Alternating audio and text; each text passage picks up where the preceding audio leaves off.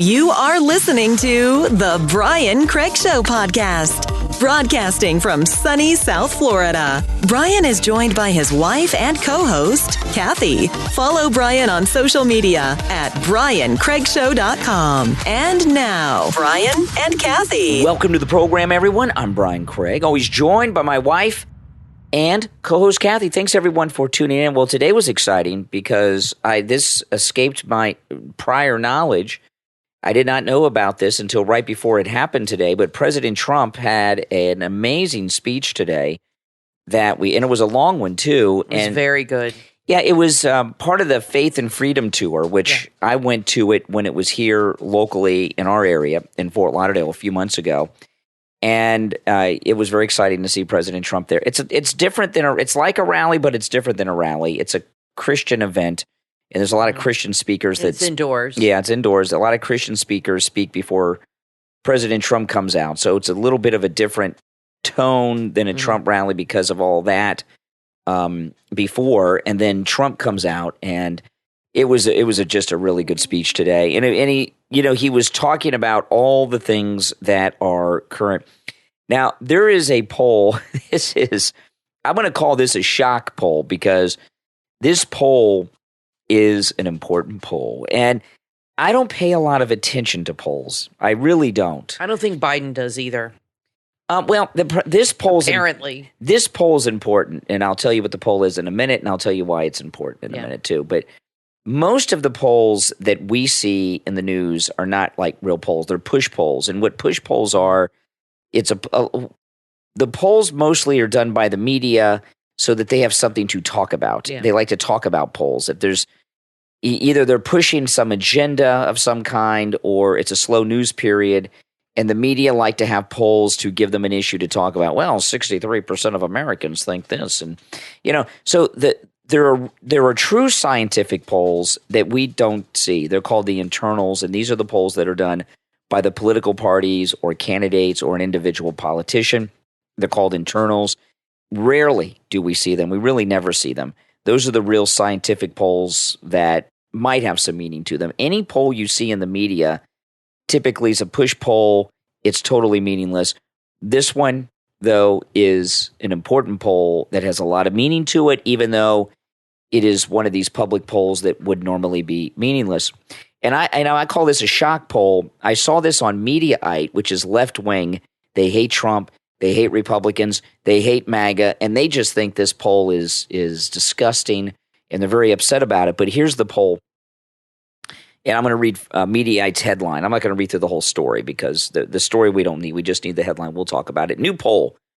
Whopping 59% of Fox News viewers believe Trump behaved appropriately on January 6th.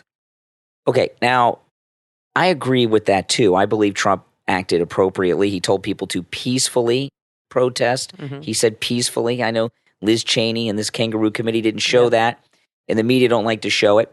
But 59% of Fox News viewers in this new poll believe Trump behaved appropriately on January 6th.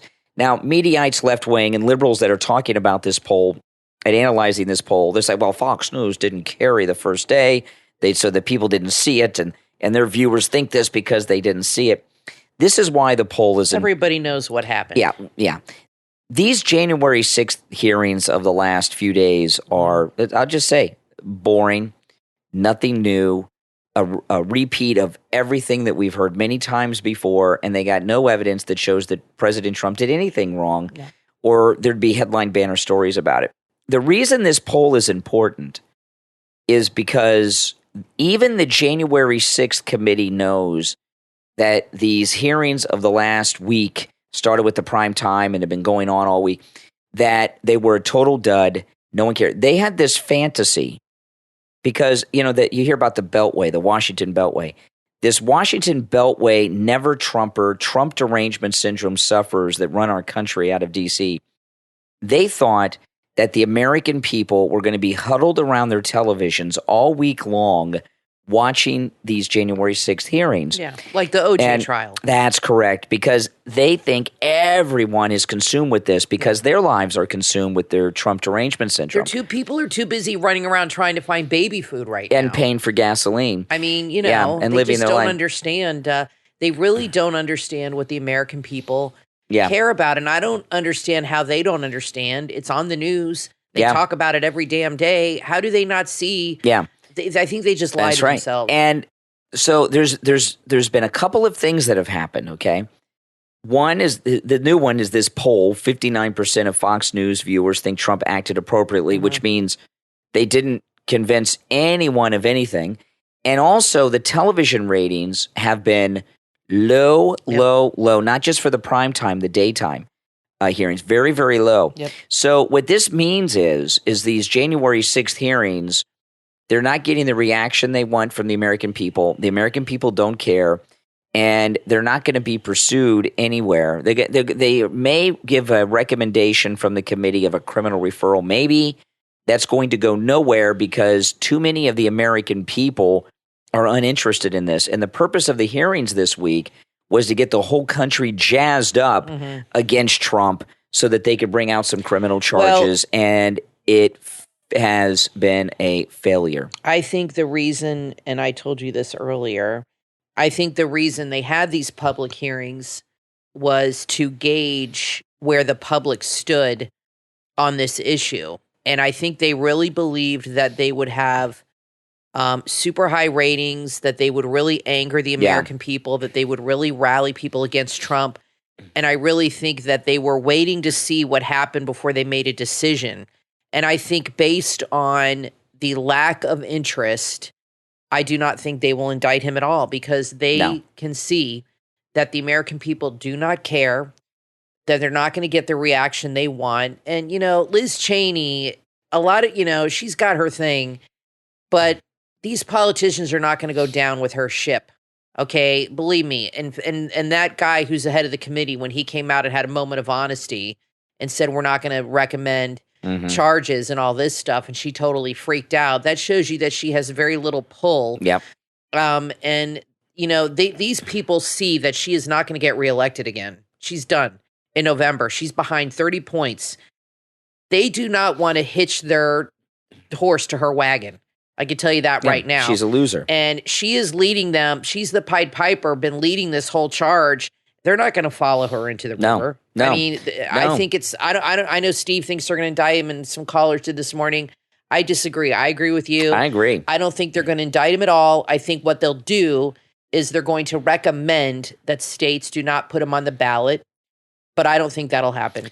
Well, that's their goal, I just don't think they'll be able to get that to happen. So this new poll from Fox is like, this is the end of it. This committee, what's happened in this country in the past few weeks because of gas prices and the baby formula and the other things, people that it's been like a cure for many Americans from Trump derangement syndrome. Snapped him out of there are people that have had Trump derangement syndrome for years who have been cured of it because of the high gas prices in the last few weeks. And they want, even the former Trump derangement syndrome sufferers are now Trump people. Well, and they need to change the minds of the Trump base to make this that ain't stick. going to happen. And the fact that you have 60%, and I think it's higher. Oh, yes. But 60%. Well, that's a Fox News right, viewers. a Fox. So 60% say he did nothing wrong, shows you that they have not really turned his base against him at all. And that's right. They don't need to preach to the choir.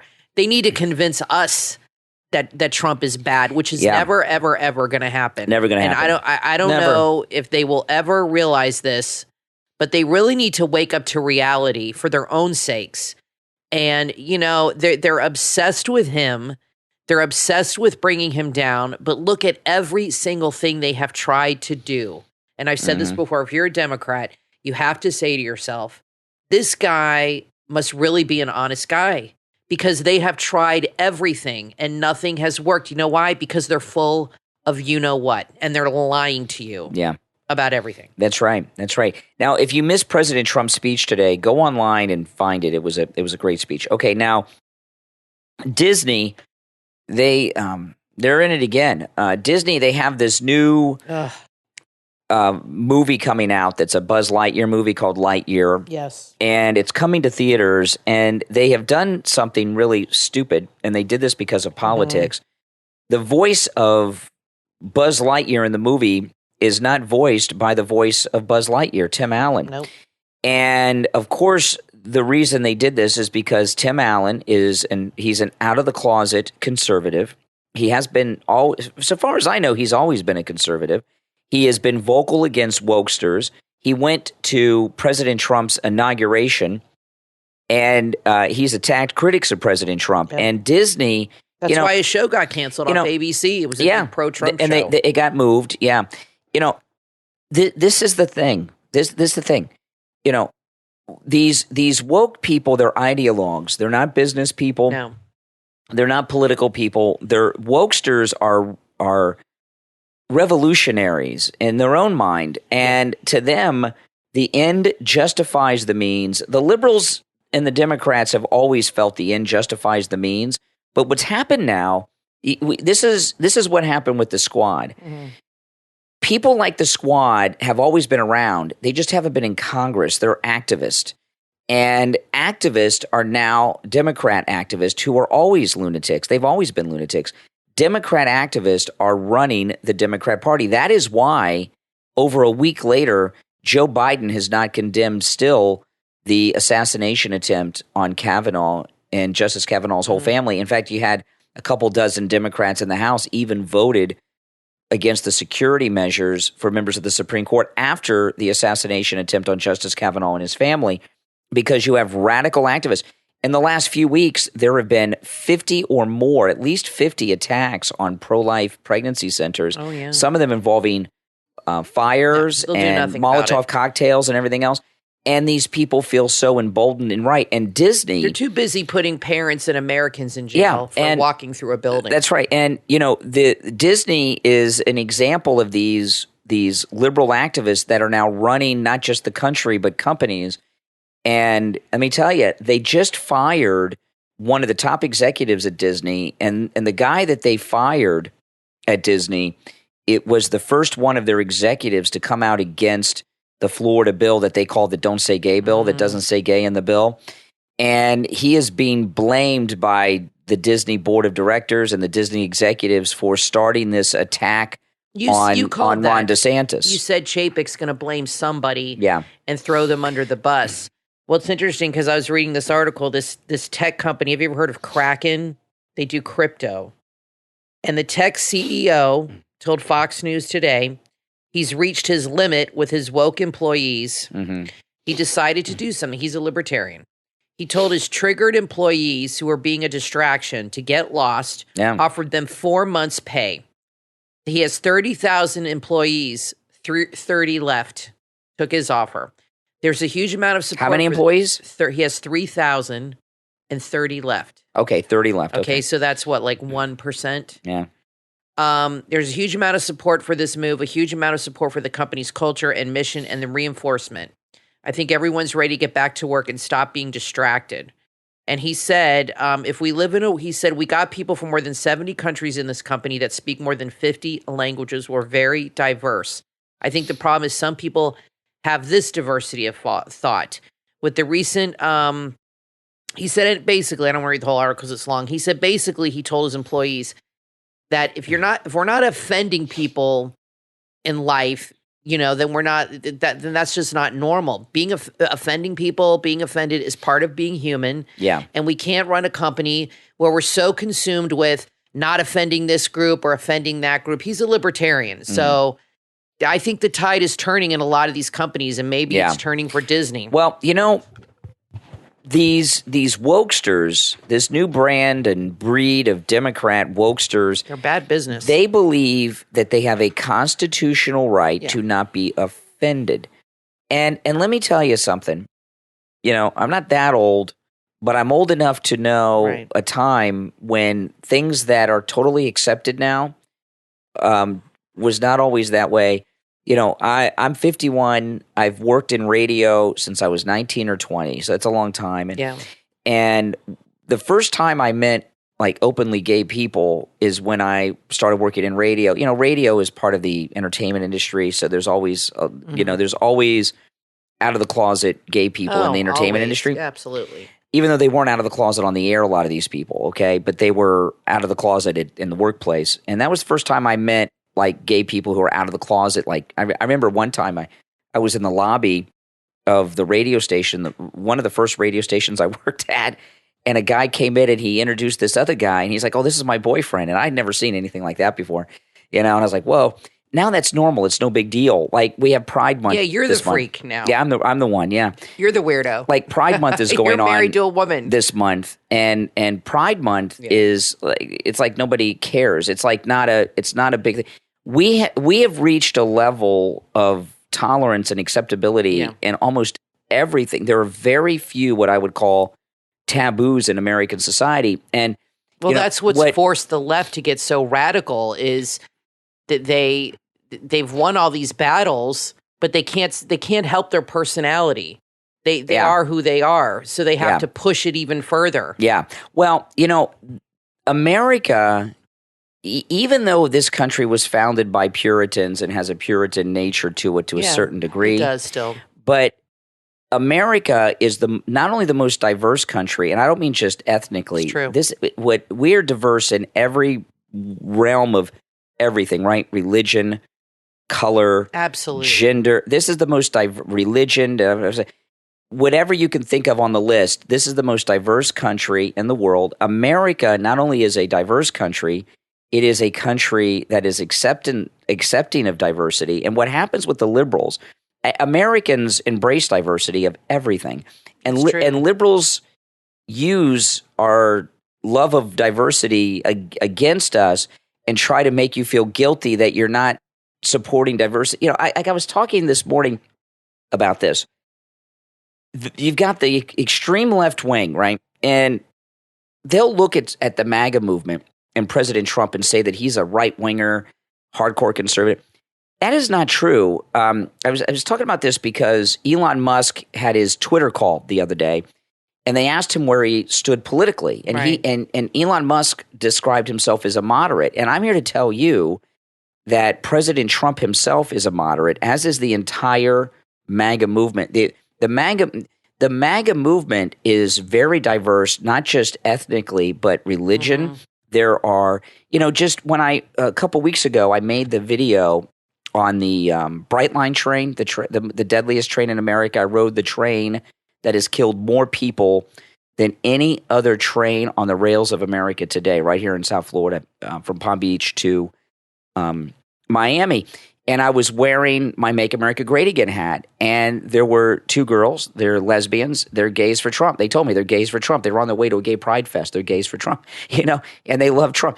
The Republican Party in the 80s and in the 90s wasn't this way. It's a very moderate and accepting party. And I'll tell you another thing, too, to these Bernie Sanders lunatics, okay? There is a lot of agreement between the ideology of Bernie Sanders and Donald Trump. Bernie Sanders, he's a liar and a hypocrite, okay? He doesn't believe anything he says. But he doesn't like corporate interest having too much control over government.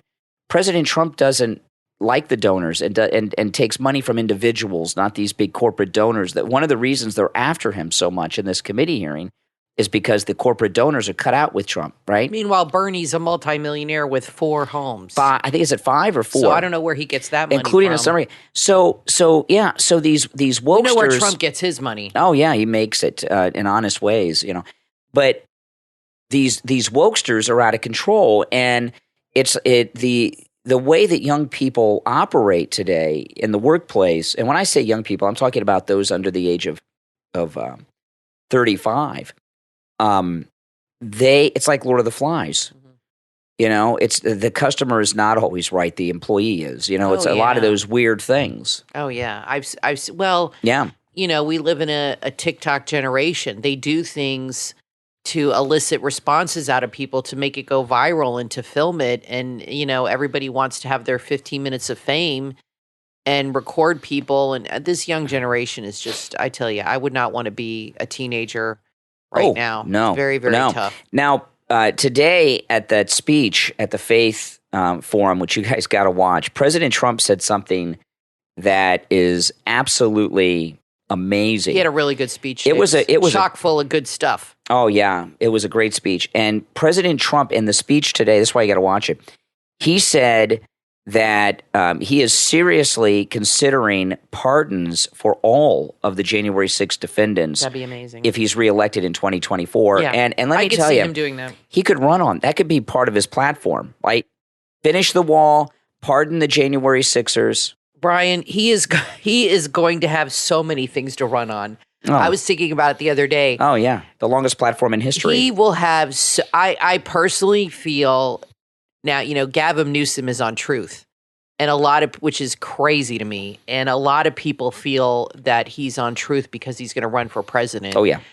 And I think he will. I think he's their man. He's young. He's full of energy. He says everything the liberals like to hear, and I think if he went up against Biden, he would win in a heartbeat. I don't think Biden's going to run again because if they bring in a Newsom, he won't win. He's energized and he's really into the global warming and all that stuff. Yeah, but I just forgot what I was going to say. Well, Newsom's running. Newsom's running. Yeah, so it might be Newsom against Trump.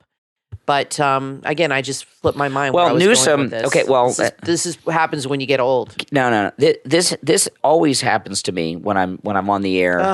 What do you do? It's so frustrating. I've been doing it so long. You're good at covering. That when I lose my train of thought, I can quickly go another direction, and no one knows. I don't know how this happens. Like I was going somewhere, and it totally slipped my mind. It happens. It happens to everybody. So what do you do? Like if you're on the air. I'm not going to give all the secrets out during the show here. And it totally slips your mind. I'm not going to tell. What do you do? Just pivot to something and say, anyway. No, I'm not going to tell anybody my secrets. Then they'll say, oh, he lost his train of thought. Even when I didn't. Because sometimes something will pop in my mind. Okay, we were talking about pardoning January 6th.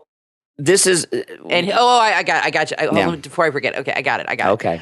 Okay. So I was saying he's going to have an amazing platform to run on. Yeah. And part of his platform could be the January 6th pardons, which I think it will be.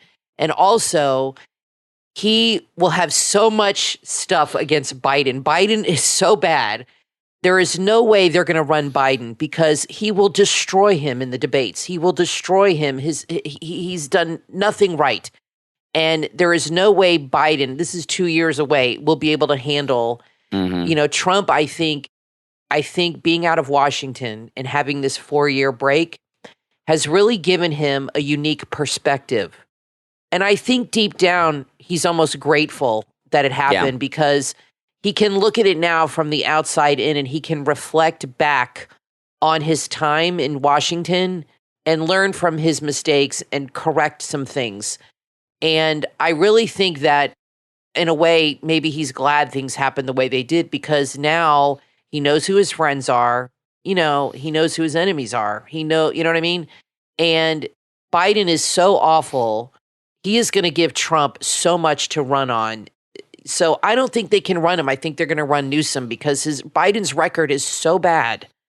All he has to do is point at the guy and say, "You want 4 more years of this?" Done. Well, I mean, seriously, he's so bad. Gavin Newsom, nobody likes the who guy. is the current governor of California, got on Truth this week, and that's he crazy. Is, as far as I know, the highest-ranking Democrat to get on Truth Social. I believe Gavin Newsom has done that because he plans on running for president. Yeah, he's going to bring a lot of liberals there now.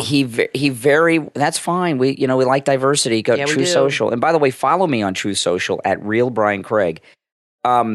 Gavin Newsom, though, I think is planning on running for president. That's why he's on Truth. And it's a very interesting thing because Gavin Newsom has just given major credibility to Truth Social that this is the place you go for news and political exposure. Twitter's done. I thought that was huge. Not that I like Gavin Newsom, but he is, what I was trying to make the point poorly, he is going to be the top Democrat, I think.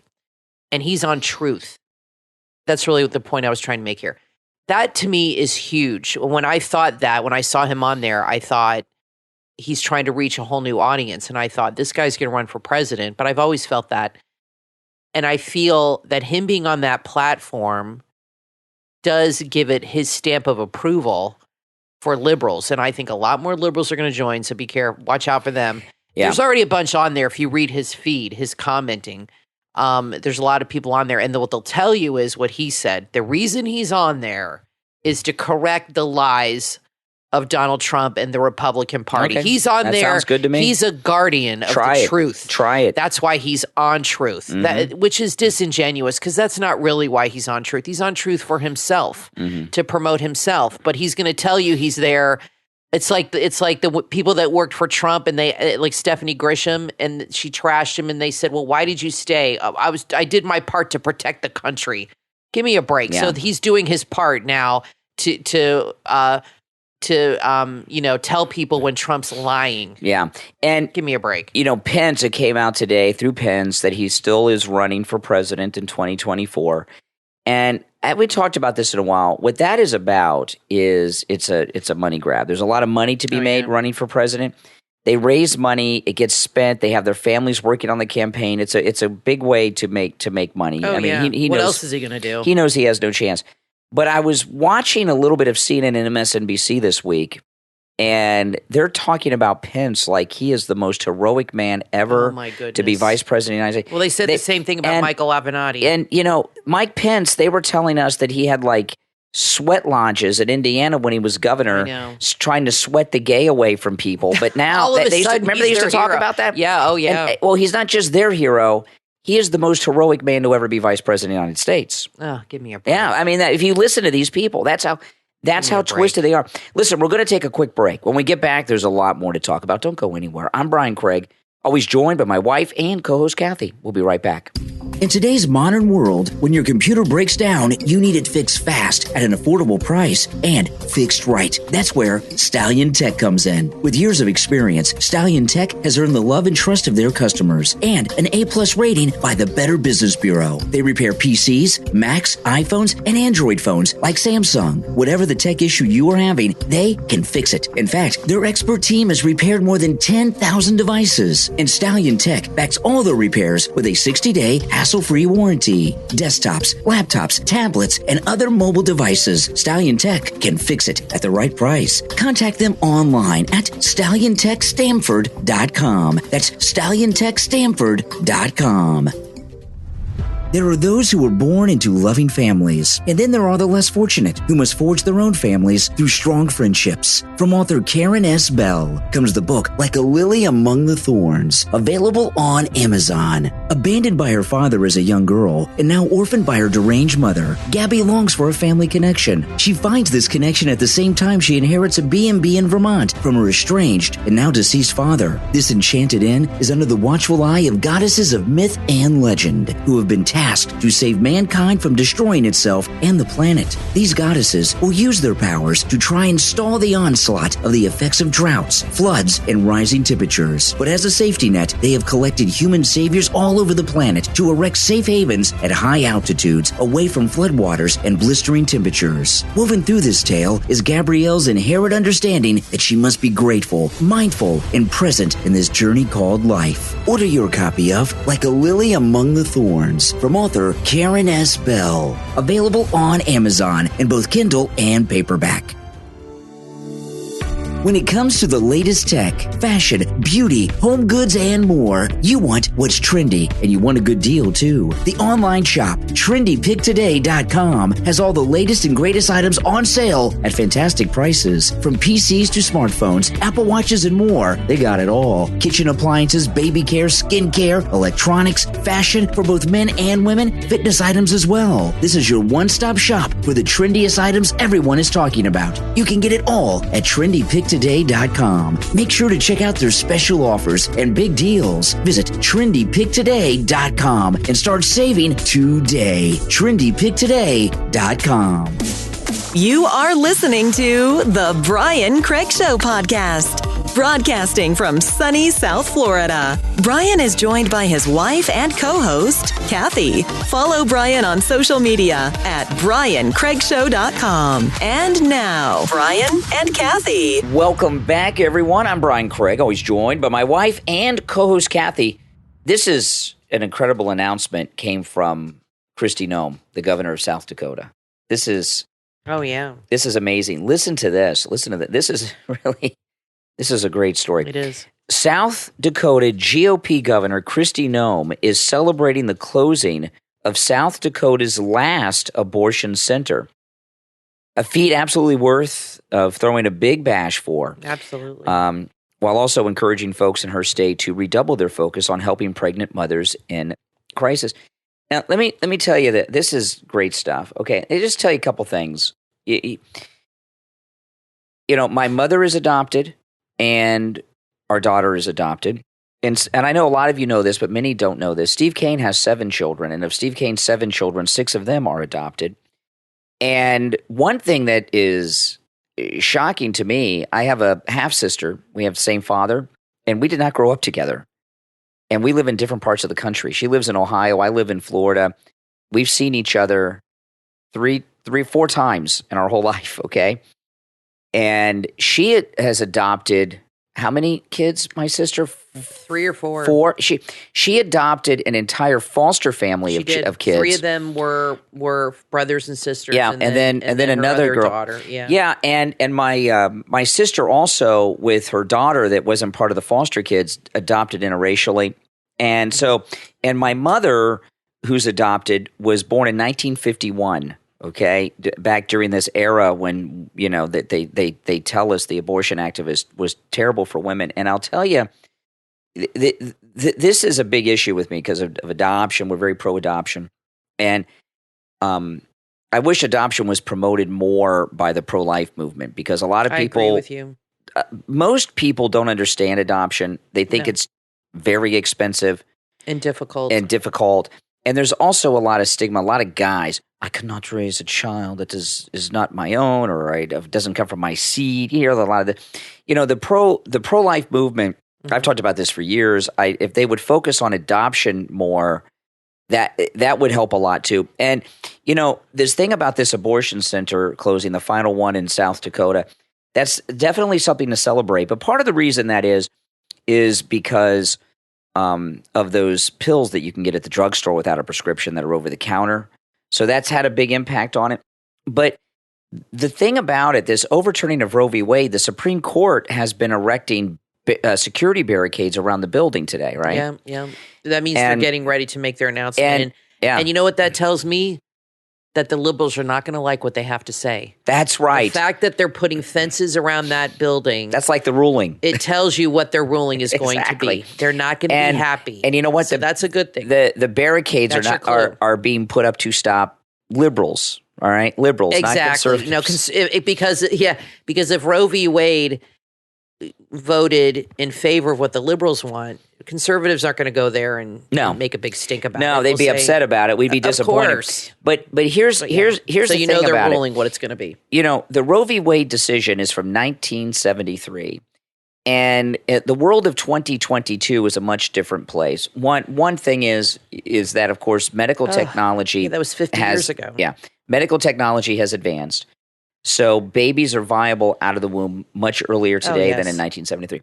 But other than that, we were talking in the beginning about how diverse this country is. Yeah.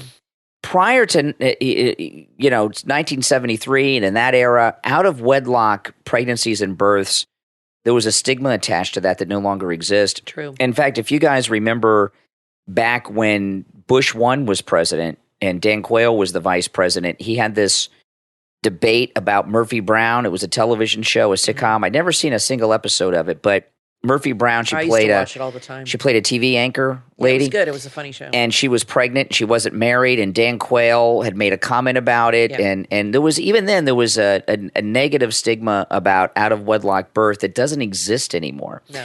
So it's become very normal. 99.999% of the reasons that they tell you back in the 73 era and prior that abortions were necessary because of all these things don't exist anymore. Medical technology, social stigmas are gone. But my mother, who was born in 1951, when her parents passed away, my grandparents, she tracked down her birth mother. And she went and met her, and met her one time. And that was it. And she told my mother, she said it was 1950 when she got pregnant, 1951 when you were born. She went and stayed with a relative out of town, had her, gave her up for adoption. She says, and she told her, that's what you did then. Yeah, my cousin Lenore is adopted, and she's about your mom's age, and she lives in Canada, and it's a crazy thing. And the same thing. She was given up for adoption probably for the same reason. And she did the ancestry thing, and she found her half sister, who she had never met. Wow. And they lived about a block away from each other. Wow. And the half sister grew up with the mother. I guess she had her with another man and was married. And she had grown up with the mother, and they lived in the same city, never left that town. She was adopted in that town. And she saw a picture of her, looked exactly like her, but now she's like really close. Well, it's adoption's a beautiful thing. The thing is, this picture, they tell us that when abortion was not legal, I do believe that there were unhealthy things that went on, but I don't think that was nearly as common as people think. I think most women, I think, carried the baby. I think most people did what my birth grandmother did. Right. And my cousin's mother. Went and stayed with a relative. If there wasn't a relative, they may have stayed, the family might have sent them somewhere. You know why that is? And then nobody knew and it was fine. Because they didn't have that option. Yeah. They did not have abortion so easily accessible. It was illegal. Yeah. So women that are pro-abortion, they think like it's the end of the world for a woman to have to carry a baby to term. Like it's just the biggest deal, and it's the worst thing that a woman could have to do. Having a baby is a woman's superpower. I don't know when it became a thing where it was such a bad thing. Yeah. It doesn't destroy your life. It makes your life amazing. And like you said, if you cannot take care of that baby for whatever reason, there are so many options. And I think it's really great what Governor Kristi Noem said, is that as a state, we're going to get together and help women take care of their babies. And I think that's a beautiful thing. And I really hope Ron DeSantis follows suit and does the same thing. I haven't seen them. I know they've just passed a law that restricted abortions after 15 weeks in Florida. So I think he's inching. I think he's waiting for that Supreme Court ruling. But Iowa now, I just saw, or Idaho, I just read an article. Their Supreme Court just said that abortion is not a constitutional right. It's not. And they're getting fixed to ban it too. It's not. It's going to start happening. Well, yeah. It's a beautiful thing. And, it is. It is. Save a lot of lives. Ending abortion is a great thing. And we were talking when the Roe v. Wade leak first happened, we were talking on how radical the left have gotten on this. When Bill Clinton was running for president the first time and when he was president, and you can go back and probably find this on YouTube. Bill Clinton and Hillary Clinton, when they were doing their stump speeches when he was still Governor Clinton, said, "I'm pro-choice, but abortion should be safe, legal, and rare." That's what safe, legal, and rare. And then a long way from that. And then all of a sudden they got into this post-birth abortion and all this craziness. This is the problem, and this is why things are being passed that the liberals don't like the parental rights bill, the Don't Say Gay. And why the Supreme Court is overturning things, because the liberals have taken things too damn far. Like you said, they have taken things so much to the extreme radical left that reasonable people just can't abide by it. You know what I mean? They're right. Trump even said in his speech today, he said there's people on the left that want to have the right to kill their kid after the kid is born, like a week later. That's insanity to me. But there are liberals that actually think that's okay. They have taken things so far to the extreme, it does not make sense to even rational Democrats that are like, this is just too crazy even for me. Yeah, let me give you an example of something I remember. Back in 2008, when Sarah Palin was announced that she was running for vice president. Yeah. Okay, and she had her one baby who was a newborn, right? And her youngest child has Down syndrome. Mm-hmm. Democrats were openly talking in public, how could she bring a baby like that in the world? Like there was something wrong with Sarah Palin because she gave birth to a child with Down syndrome. Like Obama, they see babies as a burden. And that she did not have an abortion. They were saying, how could she do this? How could she bring this child into the world? That's how liberals look at these things. So Biden had another one of his just brilliant moments. The CEO of Jo-Ann Incorporated, is that the fabric people? Yeah, Jo-Ann Fabrics. Jo-Ann Fabrics. Yeah, my mom loves that store. Yeah, I've been in there a couple times with you. It's a good store. Yeah. It's a ladies' store. Well, they sell crafts and art supplies and Guys don't fabrics. shop at Joann's. With their wives, they do. Yeah. They sit in the front. And the wives spend a lot of money. And It's like going into Michael's or Hobby Lobby. You blow like $300 or $400. Yeah. No problem. oh my god, yeah. Well, I hope you don't. Your mother's Well, okay. I'd never tell. So if I did. the CEO of Joann's passed away, and Biden's talking, and he's got the people there from the company, and let's just play the clip. This is Biden. And by the way, my sympathies to the family of your CFO, who dropped dead very unexpectedly. My best to their family. It's tough stuff. Drop dead. That's pretty bad. That is terrible. What does the article say about it? That's Um, pretty bad. I'm sure people were not happy on Twitter. What's the headline? Biden under fire for condolences after saying Joann Store's CFO dropped dead. Pretty thoughtless way to put it. They keep telling us that he's so thoughtful because he understands, because he lost his son. And I have never heard anybody use that phrase when talking about somebody who just passed away. Well, not- It's a very thoughtless way to not say it. when they're talking to their friends and family. They're like right there in front of him. if someone God. if someone we knew had a heart attack and died when they were out doing something today, you and I talking together might say, John dropped dead today. I was like, what? What are I you don't talking even about? say that. I can't imagine. What were they thinking when he was sitting there? First of all, he could hardly get the words out. But what were they thinking when he's sitting there 10 feet in front of them and he says, "You're sorry he dropped Your dead"? friend, your father, your what colleague. would you do? I'd be pretty outraged. I I'd be wouldn't- like, let me tell you. Go, you know what? I wouldn't go to anything that involved Joe Biden. Well, that's true. If I got an invite to the White House, I wouldn't even He go is there. a disaster. Yeah, that's true. He Now, is just a disaster. He's getting worse and worse. Yeah. By the way, it's their 45th wedding anniversary if anybody wants to celebrate. So was it 45 years ago that Joe Biden started having sex with a woman Well, they who got was married. to his best They friend? were already having sex. He was a home wrecker. Yeah. But they're off to Delaware again for the weekend. And I know they go to Delaware every weekend because How romantic. Carol, one of our big listeners and one of our mods, lives in Delaware. And she tells me they come every weekend. They shut down the highways. Everybody hates him. And it's a big disaster on Friday afternoons every weekend because everybody's inconvenienced coming home from work. A lot of that has to do with the fact that they don't like him. Like here in Palm She Beach, said everybody's pissed. here in Palm Beach, we love President Trump. So when President Trump would come to Mar-a-Lago on the weekends, we'd love it. But I'll tell you, President Trump, He's who really close to the cares airport, about though. people, he cares about people in the community. He doesn't shut down the roads that long. No. When the presidential motorcade comes, you have no idea how long that motorcade is until you see it. And it's got guys with weapons and things you've never seen. But it's a straight shot. It's pretty fast from the airport to his house. They would shut down the road right before he comes. So you know when you know when to get ready for President Trump because they shut the road down right before. And as soon as he's gone, they open it up. But somehow in Delaware, they shut the whole state down.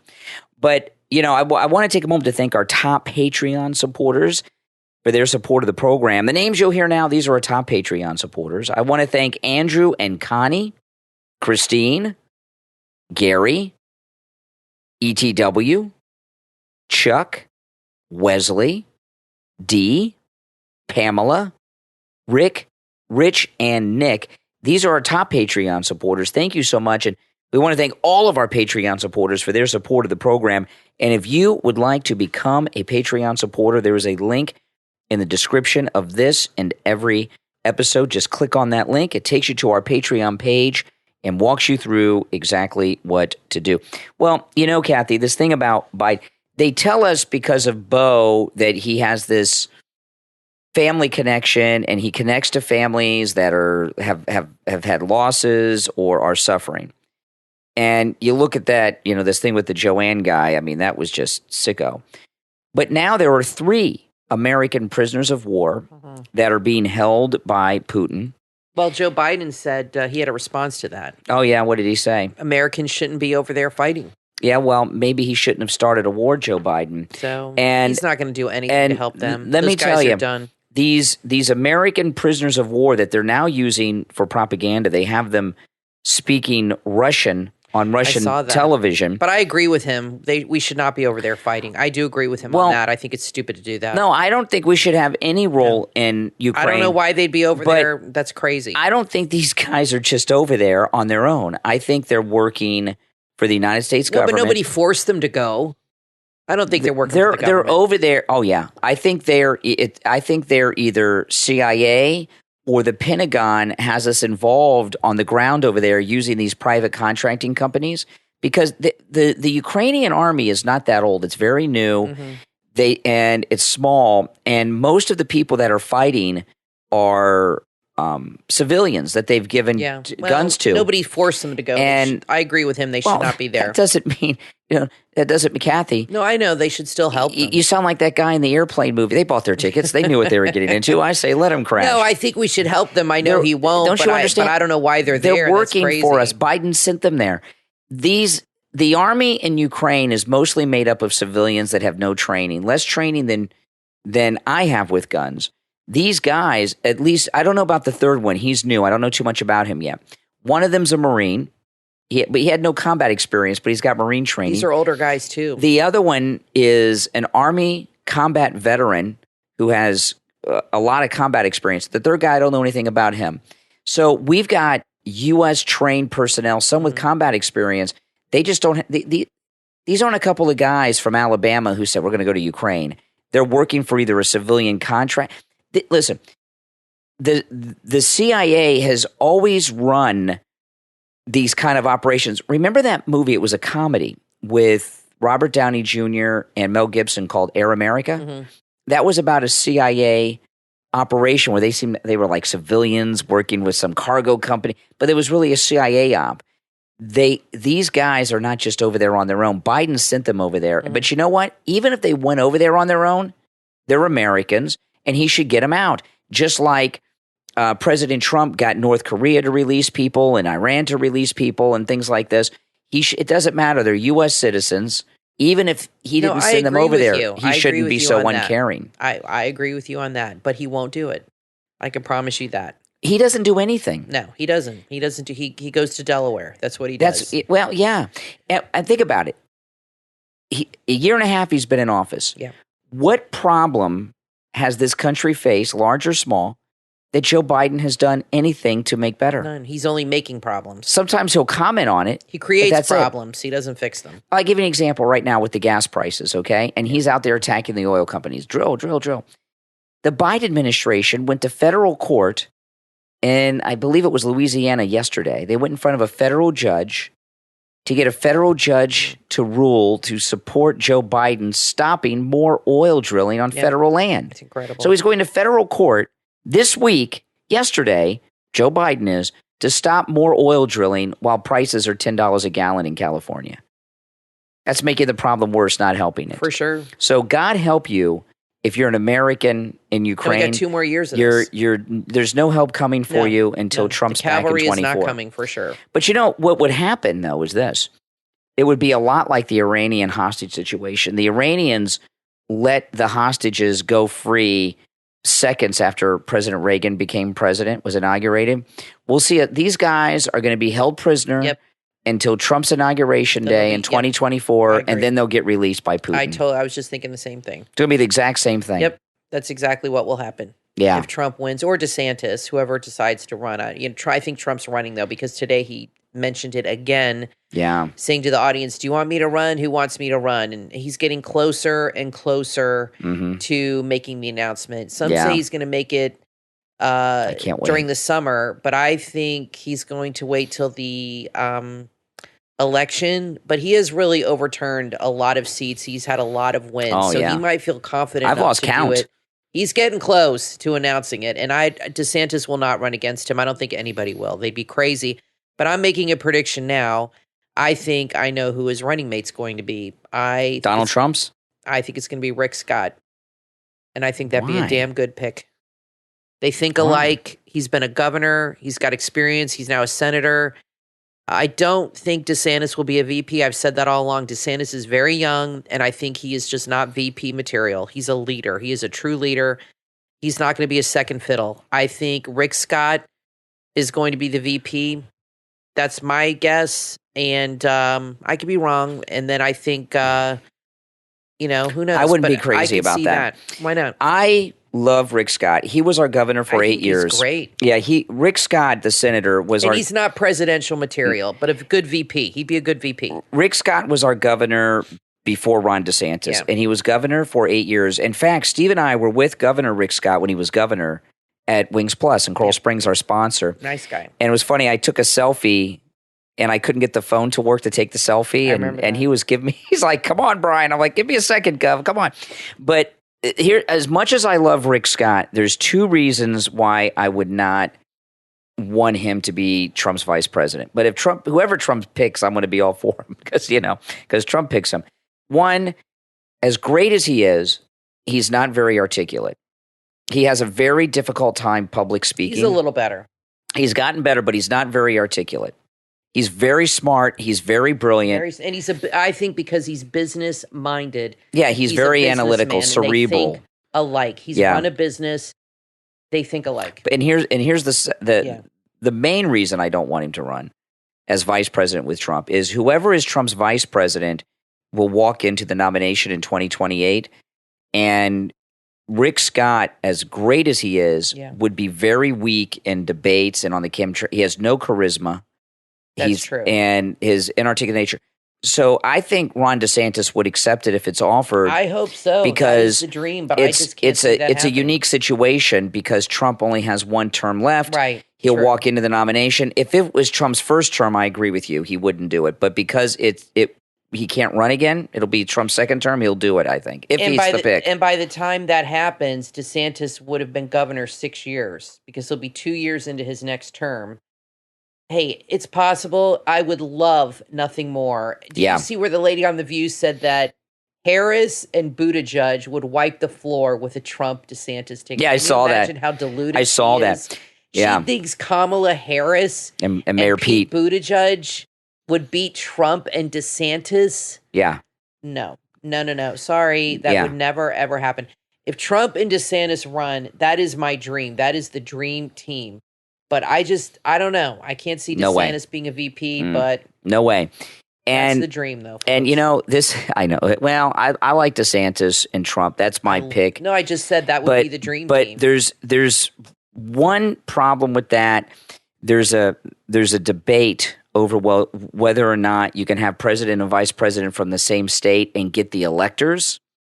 And I've talked about this a couple times. Bush and Cheney were both from Texas when they ran together, but it's easily fixed. Cheney went to Wyoming and got a driver's license because he had a house there. And I'm a Wyoming resident, and no one cared. But he was part of the establishment. Both Bush and Cheney were. The political parties and the media aren't going to let Trump go get a driver's license in New York. He'll just go move back to New York for 6 months. I don't think they would let it happen that easily. He'll go back to New Jersey. They would have there's that obstacle that has to be overcome. That's easily fixed. But yeah, I would hope so. But DeSantis is my first pick. Mine too. Believe me, by far. That's my top. I love Ron top DeSantis. Choice. He's the best. Would be the dream team. Yeah, we love him in Florida. They would absolutely be unstoppable. But yeah. I don't know. Just part of me feels he just would not be a vice. I could be wrong, and I hope I am. Believe me. You see a lot of people say, "Oh, we don't want to lose our governor." We're going to lose him anyway because you can only be governor for 2 terms in Florida. Right. And I wonder who's going to run though when he's done being governor. I believe Don Jr. is going to run for governor of Florida. That would be amazing. He lives. That would be incredible. Don Jr. lives in Jupiter, Florida, which is at the northern tip of Palm Beach County, where Mar-a-Lago is. Jupiter's very fancy. Yeah, it's very nice. Very expensive. And it is. And he is very active in Florida. I would going love that. fishing and doing everything else, and we love him in Florida. And I think Don Jr. will run and be the governor after Ron DeSantis. I'd be so excited. That would be amazing. Don Jr. for governor of Florida? Yeah. Oh, my goodness. I think he'd win in a heartbeat. No one has said that but me. I'm predicting that. I'm not, Don Jr. hasn't even said that. That'd be so exciting. The left would go, because then they're going to start thinking he's going to run for president next. I mean, that's right. They would go nuts. Only the Kennedys can have legacies and the Bushies. Exactly. That would be incredible. Oh, my goodness. Could you imagine if Don Jr. was our governor? Now we're starting to fantasize a little, getting carried away here. But I don't think it's a fantasy. I think Don Jr. would be a great governor. I think he would enjoy I totally it. agree with you. I think he would enjoy being governor. Absolutely. And he's all over Florida doing active things. True. You know, he hunts, he fishes, he goes to the beach, he goes boating. Oh, I think it'd be a slam dunk. Yeah. I would love to see that. Could you imagine? I Oh, can. man. That'd be fantastic. Oh, man. I'm glad that Trump's live in Florida. I think it's awesome. I love it. Yeah, I think it's great. It's a great I place love to it. live, even though it's hot as hell right now. It is hot awful. and humid It's right so now. Hot. We have this thing in Florida called the heat index. And those of you that live like so bad in the north, this week. the heat index is like the wind chill. You know, the wind chill, what the temperature is and what it feels like. The heat index, what the temperature is and what it feels like. And like yesterday, it was 91, but it felt like what? 105. 105. We have the humidity here. Like people up north, it gets hot. It might be 95 degrees, but you do not have the humidity that we have. And I cannot explain it to you what humidity feels like. I can. It is like walking. It's a weight. It's like, yes, it's like a heaviness. It's like wearing a hot, wet blanket. Well, when you live over here, your body, you don't. all the time. When you live here, the humidity, you don't think about it. You don't feel it. But you feel it instantly. When you're not from Florida, okay, like when I lived in Ohio, and I used to fly to Florida every summer when I was a kid, when I lived in Ohio to see my dad and my grandparents here. Instant. And as soon as I would get off the plane, the air was like a heavier. wave. Yes, heavier. absolutely. It was like I landed on Mars. The air and is heavier. Something's different. That's right. When you live here, though, you're used to it. You don't notice it. Kathy has a lung problem and uses oxygen to breathe. It's awful. So Kathy notices it because she's on oxygen and can't breathe anyway. I'd feel much better living up north in California, but you know, all those liberals out there and $10 a gallon can't gas. afford California. And a 1-bedroom apartment, $400,000 in California. No. I don't think so. Yeah, studios like $500,000.